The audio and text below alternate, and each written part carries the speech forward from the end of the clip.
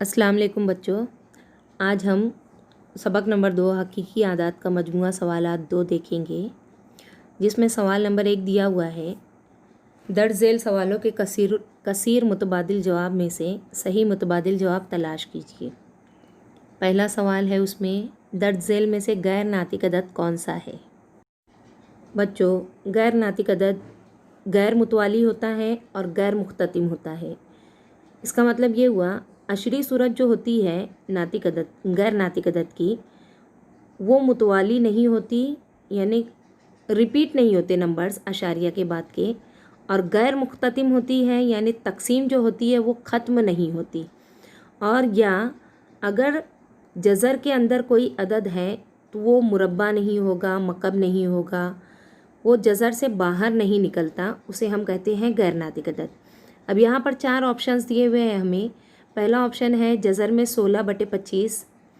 ये 16 जो है ये भी मुरब्बा है, 25 भी मुरब्बा है, दोनों भी बाहर आ जाएंगे जज़र से। बी दिया हुआ है जज़र में 5 ये मुरब्बा अदद नहीं है। इसका मतलब ये हुआ, ये जो है जज़र में 5 ये गैर नातिक अदद है, इसलिए हमारा पहले का आंसर आएगा जज़र में 5। दूसरा सवाल दिया हुआ है, दर्ज झेल में से गैर नातिक अदद कौन सा है।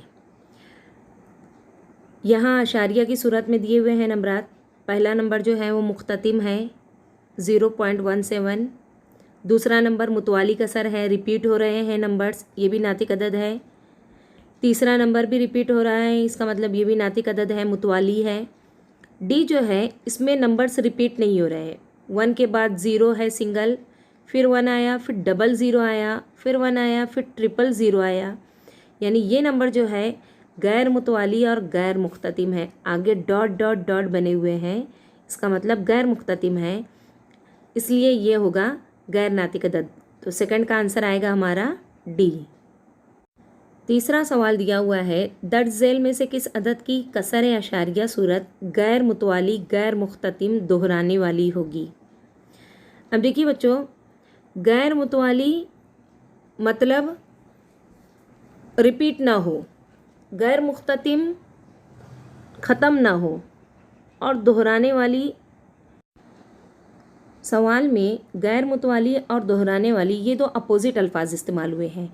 इसका मतलब ये हुआ कि सवाल में गलती है कि गैर मुतवाली ये लफ्ज़ नहीं आना चाहिए। सवाल इस तरह से होना चाहिए, दर्ज झेल में से किस अदद की कसर अशारिया सूरत गैर मुख्ततिम और दोहराने वाली होगी। पहला ऑप्शन दिया हुआ है 2/5, 5 से 2 को पूरी तरह तकसीम जाती है। दूसरा ऑप्शन है 3/16, 16 से भी तकसीम जाएगी 3 को पूरी तरह से। सी दिया हुआ है 3/11, 11 से 3 को पूरी तरह तकसीम नहीं जाएगी। नसबनुमा में 11 जो है ये मुफरद अदद है, और मुफरद आदात पूरी तरह से तकसीम नहीं करते हैं, इसलिए ये जो होगा गैर मुख्ततिम और दोहराने वाली सूरत में ये कसर होगी। 3/11 की अशरी सूरत गैर मुख्ततिम और मुतवाली होगी। सवाल में गैर मुतवाली लफ्ज़ को कट कर दीजिए, सवाल गलत है। चौथा सवाल जो दिया हुआ है, ख़त पर हर नुक्ता क्या ज़ाहिर करता है। तो बच्चों, अददी ख़त पर हम लोगों ने हकीकी आदाद गैर नातिक आदाद को दिखाए हैं। हकीकी आदाद में नातिक आदाद, तबई आदाद, मुकम्मल आदाद, सही आदाद, नातिक और गैर नातिक सभी आदाद का मजमुआ हकीकी आदाद कहलाता है। तो अददी ख़त पर हर नुक्ता हकीकी अदद को ज़ाहिर करता है, जिसमें सभी किस्म के आदाद आ जाते हैं, नातिक हो या गैर नातिक। इसलिए हमारा चौथे का आंसर होगा डी। पांचवा सवाल दिया हुआ है 0.4 डॉट, 4 के ऊपर डॉट बना हुआ है, इसका मतलब ये हुआ कि 4 जो है वो दोहराया जा रहा है। ये मुतवाली सूरत दी हुई है अदद की। इसकी नातिक सूरत कौन सी है। 0.4 डॉट की नातिक सूरत पहचानने के लिए हमें तकसीम करनी होगी जो ऑप्शंस दिए हुए हैं उनकी। पहला ऑप्शन दिया हुआ है 4/9। 4/9 जो दिया हुआ है, अगर हम 4 को 9 से तकसीम करें तो पहले हमें 0 पॉइंट लगाना होगा, तब ये बन जाएगा 40। फिर 9 से तकसीम किए, 40 से छोटा अदद 9 के पहाड़े में 36 आता है, 9 चौक 36। 40 में से 36 निकाले, रहे 4, वापस 9 चौक 36 आएगा, फिर वापस 4 रहेंगे, फिर वापस 9 चौक 36 आएगा। इसका मतलब ये हुआ 0.444 इस तरह से हमें अदद मिलेगा। यानी यहाँ पर ही हमारा आंसर क्लियर हो जाता है कि 4/9 जो है ये इसकी मुतवाली सूरत होगी 0.4 बार या 4 डॉट। इसके लिए हमारा 5वें का आंसर होगा ऑप्शन नंबर ए 4/9। छठा सवाल दिया हुआ है, अगर n का कामिल मुरब्बा अदद नहीं हो तब जज़र में n दर्ज झेल में से कौन सा अदद होगा। जज़र के अंदर अगर कामिल मुरब्बा अदद ना हो तो वो अदद गैर नातिक होता है। ये गैर नातिक अदद की तारीफ़ है, इसलिए हमारा आंसर होगा सी गैर नातिक अदद। जज़र में n ये एक गैर नातिक अदद होगा। छठे का आंसर आएगा सी। 7वां सवाल दिया हुआ है, दर्ज झेल में से कौन सा अदद जज़री मिकदार नहीं है। यहाँ ऑप्शन दिए हुए हैं, जज़र के अंदर 7 ये गैर नातिक अदद है, जज़री मिकदार है। बी दिया हुआ है 17 का जज़रुल मकब, ये भी गैर नातिक अदद है, इसका मतलब ये हुआ जज़री मिकदार है। सी जो दिया हुआ है 64 का जज़रुल मकब, 64 का जज़रुल मकब ये 4 होगा क्योंकि 4 का मकब है 64, इसलिए ये जज़री मिकदार नहीं होगा। इसलिए हमारा 7वें का आंसर आएगा सी 64 का जज़रुल मकब। सवाल नंबर 8 दिया हुआ है, जज़र में 5 का जज़रुल मकब, इस जज़री मिकदार का दर्जा कितना है। अब देखिए यहाँ जज़रुल मकब के अंदर जज़रुल मुरब्बा दिया हुआ है। कुव्वत की कुव्वत अगर हो तो कुव्वतों की ज़र्ब होती है, तो यहाँ हम कुव्वतों की ज़र्ब कर देंगे। 3 ज़र्ब 2, जज़रुल मुरब्बा का 2 और जज़रुल मकब का 3, 2 ज़र्ब 3, 2 तिया 6, इसलिए हमारा जज़री मिकदार का दर्जा होगा 6, ऑप्शन नंबर सी।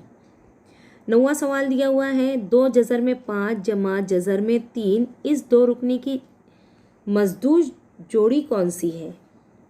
इससे पहले वीडियो में मैं आप लोगों को समझाई थी मज़दूज 2 रुकनी किसे कहते हैं। मज़दूज 2 रुकनी में जो 2 रुकनी दी होती है, उन 2 रुकनी में से किसी एक अदद की अलामत जो होती है वो मुतज़ाद होती है, अपोजिट होती है। आदाद दोनों भी सेम रहते हैं, बस सिर्फ अलामत में एक अलामत की तब्दीली होती है, उसे हम कहते हैं मज़दूज 2 रुकनी। अब यहाँ पर ऑप्शन दिया हुआ है पहला नफ़ी, 2 जज़र में 5 जमा जज़र में 3, यही हमारी मज़दूज 2 रुकनी होगी क्योंकि यहाँ पर आदाद दोनों भी सेम है। सवाल का अदद और जवाब का अदद सेम है, दोनों भी 2 जज़र में 5 और जज़र में 3। सिर्फ एक अदद की अलामत हमें तब्दील करनी है, जो कि पहले अदद की अलामत तब्दील की हुई है और दूसरे अदद की अलामत सेम है, इसलिए हम ऑप्शन नंबर ए हमारा आंसर होगा। मज़दूज 2 रुकनी होगी नफ़ी 2 जज़र में 5 जमा जज़र में 3। 10वां सवाल दिया हुआ है, मुतलक कीमत मालूम करनी है। 12 नफ़ी ब्रैकेट में है 13 जमा 7 ज़र्ब 4 की कीमत कितनी है। मुतलक कीमत हमेशा पॉजिटिव होती है, मस्बत अदद मिलता है हमें, लेकिन अभी मुतलक कीमत मालूम करने से पहले हमें अंदर का जो अमल दिया हुआ है उसे सॉल्व करना पड़ेगा। 12 नफ़ी पहले ब्रैकेट सॉल्व करेंगे, 13 जमा 7 की 20 हो जाएगा। फिर बॉडमास के मुताबिक पहले ज़र्ब का अमल होगा। ब्रैकेट सॉल्व करने के बाद पहले हम ज़र्ब करेंगे। 20 ज़र्ब 4, 20 चौक 80 होगा।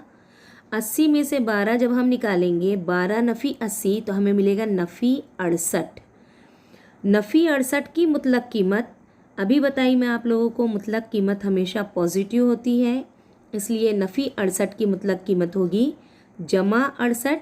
इसका मतलब ये हुआ 10वें का आंसर होगा हमारा ऑप्शन नंबर बी 68। बच्चों इसी तरह से मेरी वीडियोस देखते रहिए, मेरे चैनल को ज़रूर सब्सक्राइब कीजिए और फ़ायदा उठाइए। शुक्रिया, जज़ाकल्लाह।